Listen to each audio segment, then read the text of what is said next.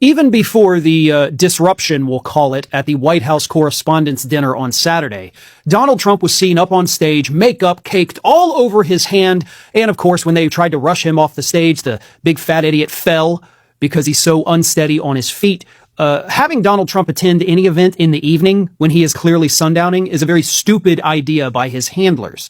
But all of this basically just piles on to the fact that Donald Trump's health is clearly, visibly deteriorating by the week. Sometimes it seems by the day, but the guy is getting much, much worse than he was even 2 months ago. And that has led a conservative lawyer and, of course, former Republican campaign official by the name of Chris Trow.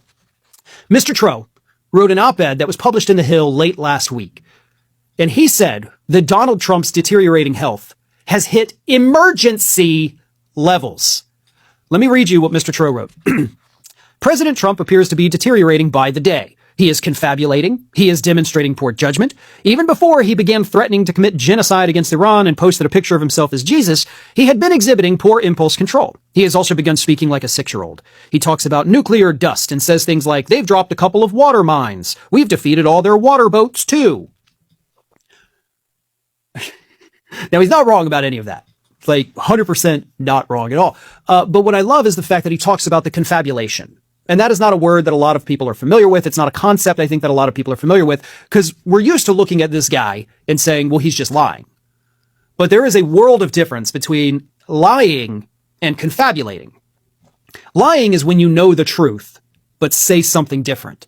Confabulating is when you can no longer remember what the truth is, right? There's gaps in your brain's story. So your brain fills those gaps. And this happens, of course, with people with dementia and Alzheimer's. So the brain fills the gap with whatever information it creates. And the individual then spits it out, believing every word of it. Every word of it. That is confabulation. That is what happens in people with dementia. And that is what is happening with Donald Trump. But Mr. Trow continues. We need to put aside fantasies about impeachment and the 25th Amendment and focus on fixes we can actually implement. Now, I kind of agree and kind of disagree.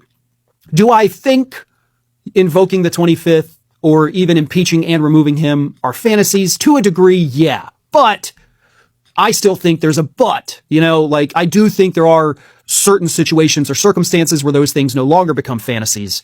But I don't know. But he continues. So let's have Congress pass a bill that gives the Gang of Eight immediate and unredacted access to all of Trump's medical records.